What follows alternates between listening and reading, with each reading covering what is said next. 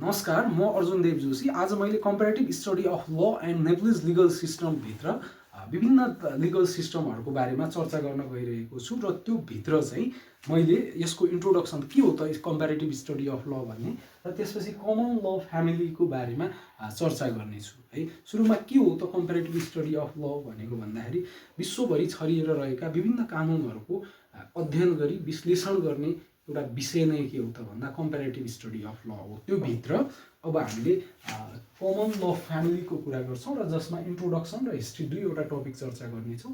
इन्ट्रोडक्सनभित्र हामी यो के हो भन्ने जेनरल कन्सेप्ट हेर्छौँ भने त्यस पछाडि हिस्ट्रीभित्र यसका चारवटा चरणहरूमा व्याख्या गर्नेछौँ र इन्ट्रोडक्सनको कुरा गर्दाखेरि के हो त यो सिभिल ल सिस्टम कमन ल सिस्टम के हो त कमन ल फ्यामिली भनेको भन्दाखेरि अहिलेको बेलायतको राजनीतिक प्रभाव रहेका उपनिवेशबाट मुक्त भएका र अङ्ग्रेजी भाषाको प्रचलन रहेका देशहरूमा अहिले प्रचलनमा रहेको कानुन प्रणालीलाई नै हामी के भन्छौँ त कमन ल सिस्टम भन्ने गर्दछौँ। यसलाई चाहिँ अफ्रिका र एसियामा कमन ल सिस्टम भनिन्छ भने यसको विकासक्रमलाई चाहिँ एङ्ग्लो अमेरिकन सिस्टम पनि भन्ने गरिन्छ। अदालतमा न्यायाधीशहरूद्वारा न्याय सम्पादनका क्रममा विकास गरिएका कानुनी सिद्धान्तहरूलाई कानुनको रूप प्रदान गरेर विकास गरिएको प्रणालीलाई नै हामी के भन्छौँ त कमन ल सिस्टम भन्ने गर्दछौँ। उत्पत्तिको आधारको कुरा गर्दा प्रथा परम्परा धर्म र संस्कृति हो भने यसको मुख्य स्रोत भनेको प्राचीन रोमन कानुन हो भनेर हामीले बुझ्नुपर्छ। यसले 12औं शताब्दीको अन्तबाट चाहिँ छुट्टै एउटा कानुनी फ्यामिलीको रूपमा चाहिँ अस्तित्व पाएको हो। अङ्ग्रेजी कानुन पनि भनेर चिन्ने गरिन्छ। कोकका अनुसार द पर्फेक्सन अफ रिजन अथवा कारणको पूर्णता भन्ने अर्थ हुन्छ।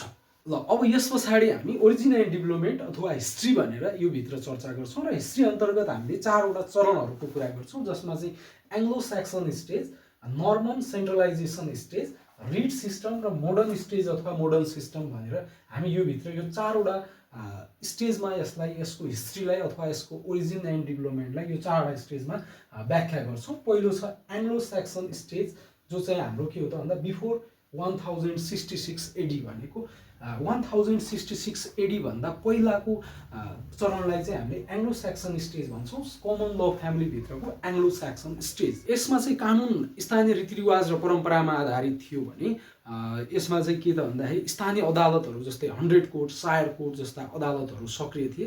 कानुनमा एकरूपता थिएन कानुनी प्रणालीमा र त्यसका साथै अपराधमा पनि दण्ड जरिवाना गरेर चाहिँ जरिवाना र क्षतिपूर्तिको माध्यमबाट अपराधमा चाहिँ दण्डित गर्ने गरिन्थ्यो। जरिवाना र क्षतिपूर्तिद्वारा समाधान गर्ने गरिन्थ्यो। अब त्यसपछि नर्मन सेन्ट्रलाइजेसन स्टेज जुन चाहिँ 1066 देखि 1272 सम्मको समयलाई चाहिँ हामीले नर्मन सेन्ट्रलाइजेसन स्टेज भन्छौँ, जहाँ चाहिँ हामीले विलियम द कन्क्वेररले इङ्ल्यान्डमा विजय गरेपछि कानुनलाई एकरूपता दिने प्रयास गरे। उनले बलियो कानुन प्रणालीको विकास गरे र राजा नै कानुनको स्रोत रूपमा चाहिँ उनले विकास गरे र साथसाथै विभिन्न राजकीय अदालतहरूको व्यवस्था गरे। किङ्स बेन्चबाट चाहिँ गर्ने गरे विभिन्न राजकीय अदालतहरूको व्यवस्था गरे र किङ्स कोर्टको पनि विकास गरे उनले चाहिँ। त्यस पछाडि रिड सिस्टम छ जुन चाहिँ 1272 देखि 1875 एडीसम्मको समयलाई हामीले रिड सिस्टम अन्तर्गत चर्चा गर्छौँ र रिड सिस्टममा चाहिँ खास गरी किङ्स कोर्टले चाहिँ विभिन्न किसिमका बन्दी प्रत्यक्षीकरण, प्रतिषेध होइन परमादेश जस्ता रिटहरूको चाहिँ सुनवाई गर्ने गर्दथ्यो र साथसाथै कानुन अलि औपचारिक र प्राविधिक पनि बन्न थालेको थियो। यो समयमा हाम्रो कुन त भन्दा रिड सिस्टम भन्दा 1272 देखि 1875 को समयमा चाहिँ अलिकति कानुन चाहिँ प्राविधिक पनि बन्न गयो, अलिकति विशेष किसिमको स्पेसिफिक बन्न पुग्यो। र त्यस पछाडि अर्को चाहिँ मोडर्न सिस्टम भनेको छ अथवा यसलाई हामी मोडर्न स्टेज पनि भन्न सक्छौँ।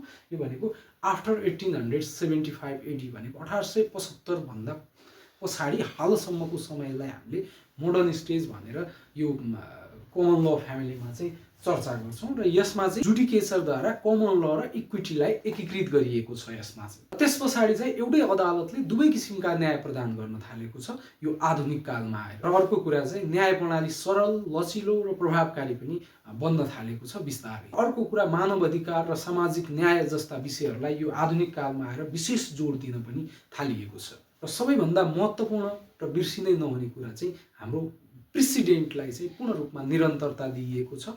अहिलेसम्म हामीले जति पनि स्टेजहरूमा यो हामीले कमन ल फ्यामिलीको हिस्ट्रीको कुरा गऱ्यौँ, जहाँ हामीले एङ्ग्लो स्याक्सनदेखि लिएर जुन रोमन कानुनबाट चाहिँ यसको स्रोतको रूपमा हामीले रोमन कानुनबाट यसलाई लिएका थियौँ।